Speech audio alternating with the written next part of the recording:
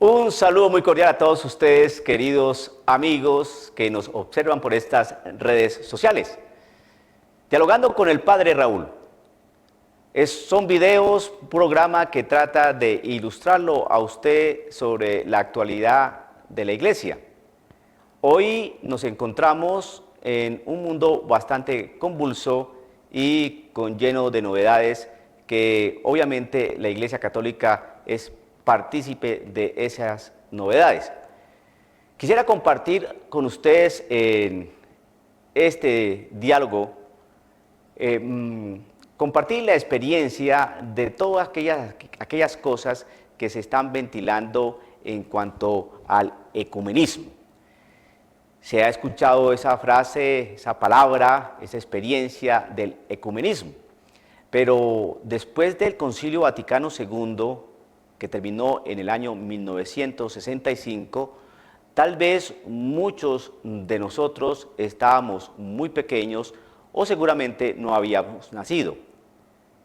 Lo que sí es bien claro que el Concilio Vaticano II fue un cambio, una experiencia donde la Iglesia empezó a variar vertiginosamente en muchos aspectos. Aspectos que hoy en día, por tal vez una mala interpretación del concilio o unas tergiversaciones al mismo, pues se han venido diluyendo las realidades del espíritu que tenía el Concilio Vaticano II cuando fue vivido, cuando fue realizado y cuando se recogieron todas las actas y todos los documentos que conforman el Concilio Vaticano II como documento, como libro. Dentro del Concilio Vaticano II se trataron dos aspectos bastante interesantes porque la Iglesia está abierta a todo el mundo. Entonces se habló del ecumenismo, que en un latín es la Unitatis Reintegratio, y por otra parte se habló de la Nostra Aetate. Pues la Unitatis Reintegratio es el ecumenismo como tal. Es decir, es un movimiento dentro del Concilio Vaticano II que trataba y trata de buscar el diálogo con aquellos cristianos que se han separado de la Iglesia Católica. Entonces, el ecumenismo busca acercarlos, entrar en diálogo, limar asperezas, quitar prejuicios para que vuelvan a la casa del Padre, a la Iglesia Católica, porque fueron ellos los que se fueron. Entonces, ese diálogo, esa cercanía, esa apertura es para que aquellos católicos, aquellos cristianos, perdón, que se alejaron de la Iglesia, vuelvan a la casa del Padre, vuelvan a la Iglesia Católica. Bien. Por otra parte, existe el documento de la Nostra Aetate, que busca es el diálogo con otras religiones, con los judíos, con los musulmanes, con los budistas, con los hinduistas. Entonces, ese diálogo es para que a través de el mayor conocimiento, una mayor cercanía, ellos puedan llegar a conocer qué es lo que la Iglesia Católica ofrece como verdad. Entonces, teniendo en cuenta que Jesucristo es el camino, la verdad y la vida. Pues bien, al pasar los años, entonces, el ecumenismo se nos ha venido tergiversando y se nos ha venido enredando. ¿Por qué? Porque lo que buscaba era, como estoy diciendo, ¿no? busca un acercamiento, limar asperezas, quitar prejuicios y tratar de que aquellas personas que salieron de la Iglesia Católica vuelvan. Entonces, ¿qué es lo que está sucediendo? Que existe un diálogo, sí, con ellos, pero parece ser que el católico como que no tiene que decir nada concerniente ya a la propia realidad y al propio dogma o doctrina de la Iglesia Católica. Voy a decir un ejemplo sencillo. Vamos a hacer una oración ecuménica. Perfecto, vamos a una oración ecuménica, todos los cristianos participamos, ¿no? Entonces elevamos nuestra plegaria a nuestro Señor, ¿no? Tenemos la Biblia, tenemos la oración, tenemos la fe en nuestro Señor Jesucristo, y todo eso es maravilloso porque todas esas cosas nos unen y es estupendo cuando nos reunimos a orar a nuestro Señor. Ahí es la realidad ecuménica, no muy amplia, pero ¿qué es lo que sucede?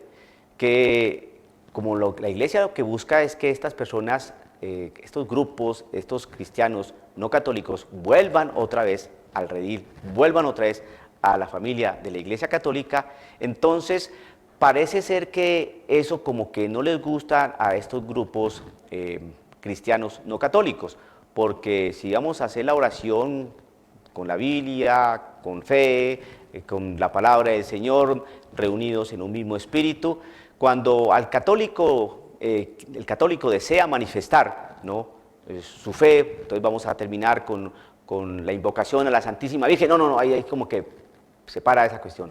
O vamos a pedirle la intercesión al santo tal, ya que es el patrono de esto y esto, entonces eso también lo detiene. Entonces, ¿qué es lo que está sucediendo? Que ese ecumenismo no es un ecumenismo como tal, sino simplemente parece ser que es que la Iglesia Católica tenga que doblar una serie de posiciones doctrinales, de fundamentación doctrinal, para no pelear, para no discutir, para ser tolerante, y por ahí no es el ecumenismo, y eso es lo que se está ventilando ahora con un ecumenismo muy moderno, distinto a lo que quería el Concilio Vaticano II cuando se firmaron estas actas de la Unitatis Reintegratio.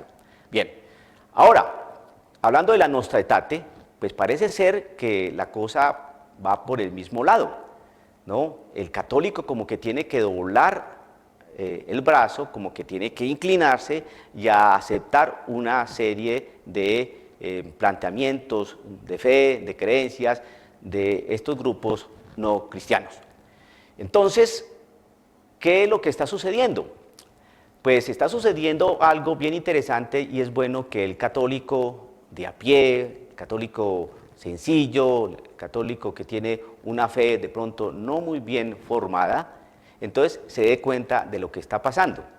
Parece ser que en un buen recipiente metieron la Unitatis Reintegratio y metieron la Nostra Aetate, es decir, metieron el ecumenismo y metieron las otras religiones, el diálogo con otras religiones, lo metieron en la licuadora, le echaron un poquitico de hielo y prendieron a máxima velocidad, y eso se volvió un licuado maravilloso, porque hoy el ecumenismo es ¿qué? Una mezcla de todo, y eso no es el ecumenismo.